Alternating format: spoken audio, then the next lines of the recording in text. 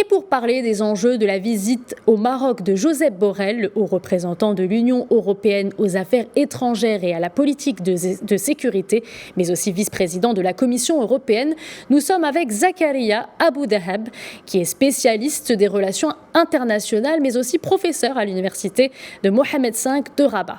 Bonjour Zakaria Aboudahab. Bonjour madame. Bonjour. Alors nous allons parler de cette visite donc du chef de la diplomatie européenne met en lumière le partenariat entre le Maroc et l'Union européenne, un partenariat qu'on dit à caractère hautement stratégique. Quels sont selon vous les ancrages majeurs de ce partenariat ? Les ancrages majeurs de ce partenariat ont été définis par les instruments qui ont été élaborés progressivement depuis que ce partenariat existe. Mais disons que le catalyseur majeur, c'était d'abord la conférence ministérielle de Barcelone de novembre 1995 qui avait défini 3 axes majeurs. Le premier, c'est le dialogue politique. Le second, c'est la coopération économique et financière. Le troisième, c'est une coopération multisectorielle, sociale, culturelle, humaine, scientifique, technologique. Bien, écoutez, après 20 ans de ce partenariat, en novembre précisément 2020, il y a eu élaboration d'un nouvel agenda pour la Méditerranée. Nous y reviendrons peut-être si nous en avons le temps. Mais aujourd'hui, on peut dire que nous sommes dans un schéma d'accélération. Le contexte a changé. Il y a de nouvelles problématiques, des impondérables sur le plan géopolitique, géoéconomique, géosécuritaire, etc. Mais ce qui est constant, c'est que le partenariat Maroc-Union européenne, c'est un partenariat qui est stable, en dépit parfois des vicissitudes qui l'ont impacté. Mais aujourd'hui, nous sommes dans un tournant, je crois, et qui va ouvrir de nouvelles perspectives dans ce partenariat, au niveau de ce partenariat entre les deux parties. Alors, Zakaria Aboudahab, vous parlez de partenariat stable. Et on rappelle que le Maroc avait obtenu en 2008 un statut avancé dans sa relation avec l'Union européenne. Les deux parties ont même adopté un plan d'action pour sa mise en œuvre de ce statut prorogé jusqu'en 2020. Dites-nous où nous en sommes aujourd'hui de ce statut particulier et comment, d'après vous, Bruxelles envisage de l'appréhender à la lumière de la réalité géopolitique dont vous parliez, cette réalité géopolitique du Maroc dans la région.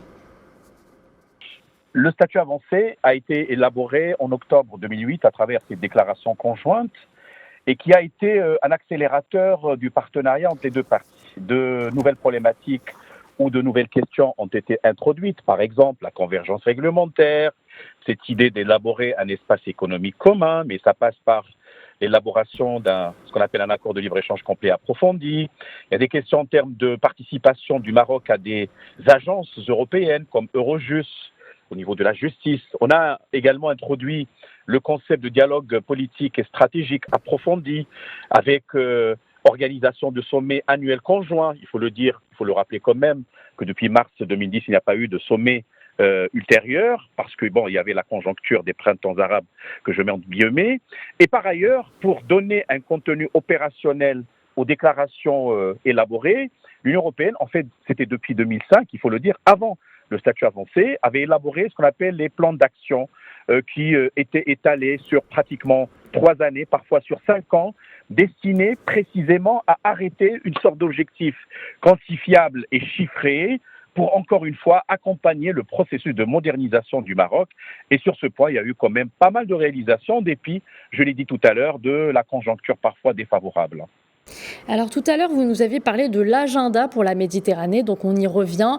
C'est un autre point central du partenariat entre Rabat et Bruxelles, la politique donc de voisinage, donc un nouvel agenda qui voudrait renforcer sa dynamique. En tant que spécialiste des relations internationales, pouvez-vous nous dire en quoi le Maroc est-il un allié de poids pour l'Union européenne en cette année 2023 ?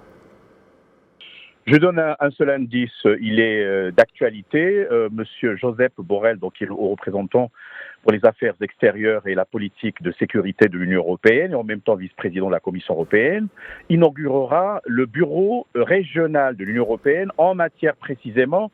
Alors je vais citer le sigle qui est retenu, c'est CT, juste, c'est-à-dire Countering Terrorism Justice. Il s'agit de renforcer les capacités, non seulement dans les pays de la région MENA, Middle East and North Africa, mais également au niveau de la Corne de l'Afrique et du Sahel. le choix du Maroc n'est pas fortuit. D'abord, il s'inscrit depuis longtemps dans le cadre de la lutte contre le terrorisme, mais également la lutte contre les réseaux de trafic de criminalité transnationale, la régulation des flux migratoires quand ces derniers sont irréguliers, etc. Et l'ONU, un an avant, c'est-à-dire en 2021, avait également inauguré son bureau, justement régional, dédié à cette problématique. N'oublions pas, en mai 2022, à Marrakech, le Maroc, la première fois, un pays en dehors des États-Unis, avait abrité ce qu'on appelle la coalition mondiale contre Daesh. On le voit très bien, le choix n'est pas fortuit. D'abord, c'est le résultat d'un investissement qui a été fait par le Maroc depuis de longue date. Et donc, ça renforce la crédibilité du Maroc. Ça renforce également la confiance attribuée à ce pays qui a fait énormément de choses en la matière. Et donc, on le voit, il ne s'agit pas d'une réalisation, on va dire, gratuite, mais tout simplement une sorte de rétribution au vu des efforts fournis par le Maroc. Alors, Zakaria Abou Dahab, pour rebondir sur ce que vous nous avez dit, vous nous avez parlé du Sahel. Donc, le Maroc représente une porte de choix ouverte sur le continent africain. En témoigne d'ailleurs le document intitulé Link Up Africa, qui a été signé en mars dernier, on le rappelle, entre le Maroc et l'Union européenne, le premier document en son genre. Pour vous, quel est l'impact en fait de cette coopération triangulaire entre le Maroc, l'Union européenne et l'Afrique, et surtout quel serait l'apport du Maroc en la matière, dans cette coopération entre Union européenne, Afrique et Maroc. Union européenne, Afrique, Maroc. Effectivement, comme vous l'avez dit, c'est une triangulation intelligente pour activer ce qu'on appelle l'intelligence collaborative, échange d'informations, échange d'expertise. Mais il y a là un élément très important, c'est le renforcement des capacités de toutes les parties prenantes qui sont inscrites dans ce processus. Le Maroc, lui aussi, il pourra s'inscrire dans le cadre du transfert de savoir-faire parce qu'il est quand même résilient sur ce plan et il a engrangé une grande expérience en la matière. Nous parlons aussi de la coopération intercontinentale, Union européenne, Union africaine. Le Maroc en est membre actif d'ailleurs. Ce n'est pas un secret. Le Maroc a été considéré comme l'un des leaders en matière de migration, la personne de Sa Majesté le Roi. Et dans la réunion que j'ai citée tout à l'heure, celle de Marrakech 2022, il était établi une sorte de paradigme sur la connexion entre séparatisme, entre terrorisme et entre crimes organisés. Et on voit que le Maroc, précisément, pourrait servir de plateforme pour transférer les compétences aux pays de l'Afrique subsaharienne, notamment les pays du Sahel, les sahélo-sahariens, parce que le Maroc contribue aussi, par ailleurs, de façon conjoncturelle, aux exercices menés par le G5 Sahel, sans parler, bien entendu, de sa coopération très avancée avec les États-Unis, il faut le rappeler, et avec d'autres pays de la région.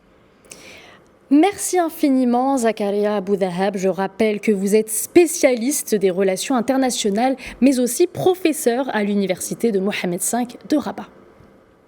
Merci à vous, c'est avec un plaisir. Merci.